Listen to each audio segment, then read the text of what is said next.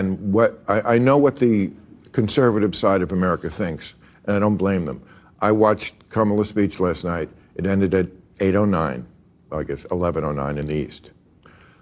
It wasn't until 11:23 till the one conservative guy, what's his name? Scott Jennings. This lonely Scott, I call him. David Urban was there too. Wait a second. I watched from 8:09 to 8:23, they were just gushing about how great a speech it was. And I think she did fine. I didn't think it was as good as they were making it out to be. That's political commentator and man growing suspicious of the shadows on the cave wall, Bill Maher, roasting CNN host Kaitlan Collins for the rampant political bias on her network. Welcome to Nerk News, I'm Nerkish, and it was a real meeting of the mind on the most recent episode of Real Time with Bill Maher, as he repeatedly tried to cut through the partisan BS with a pretend journalist who can't even seem to admit that there might be some legitimacy to his claims. You made press because you were on Stephen Colbert's show, and he said something like, you guys at CNN just report the news straight, and the crowd burst into laughter.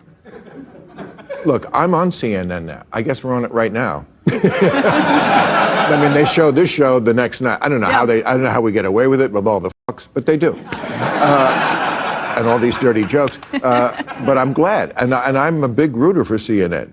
But that tells you a lot, doesn't it? I mean, how do you guys think you are doing in that arena of like, this is a terribly divided country. We're not only politicized, a lot of people just hate the other side.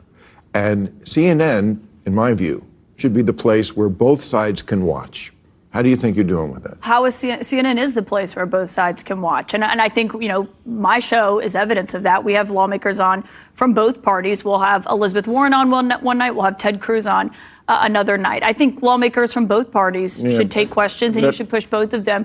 But on CNN being a place of credibility, I mean, look at what just happened in Chicago. We had 300 people from CNN on the ground covering that convention. There were several reporters from just our team alone on the floor, bringing it in real time to people. And I think CNN puts resources behind things and just brings a level of news that you don't get anywhere else. And I think... Oh, it's a level of news we don't get anywhere else, all right. But only in how uniquely terrible it is. The branding and messaging is exactly the same as nearly everything else in establishment media. But you gotta love how Collins acts like having Elizabeth Warren on one night to ask softball questions to and gush over, and then having Ted Cruz on another night to interrupt and scream loaded questions at is some sort of form of unbiased journalism. I mean, Maher is absolutely right about their coverage of the DNC. For crying out loud, Jon Stewart was more objective than they were about it. But if I'm a conservative in America and I'm watching CNN, just for the straight middle of the road, that's what I hear for 15 minutes, is it's great, and then Lonely Scott. It does look, I mean, and when you see the path, it does look like tokenism. It's kind of like the same as The View. It's like it's almost better to have nobody there, like MSNBC, than to have just the... Well, I don't think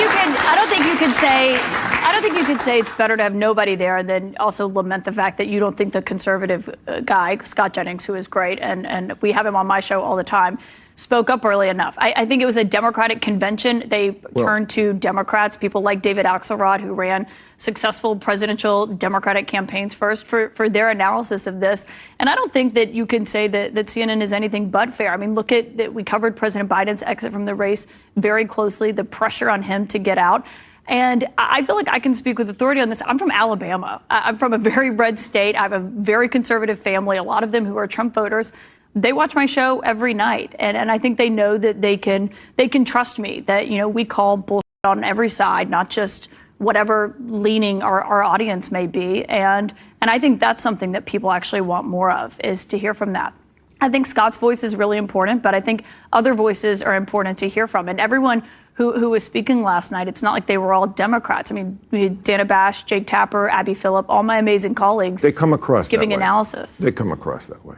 In a moment like that, it was like 5-1. It always looks like 5-1. Okay, I'll move on. This is precisely what people find so unpalatable about CNN and pretend journalism in general. It's not just that they're gaslighting people on politics, it's that they're gaslighting them about their own motives. I mean, not only do they run cover for Democrats, but they do it while stating that they're an objective source of news. If they were openly biased like MSNBC, it wouldn't be so maddening. Collins seems to think that bias can only come in the form of catering to your audience, but it can also come from working in an industry where nearly everyone thinks the same. Kinda like news media where only 3.5% of people are Republicans. However, it can also come from careerist shills who'll say anything for a buck. Kinda like Collins, who worked for Fox News until CNN offered her more money. But let me know what you think. Is CNN an objective source of news? Let me know in the comments, and if you enjoyed this video, please give it a like and subscribe to the channel. That stuff really does help us out. Until then, this has been Nerk News. Thanks for watching. Bye!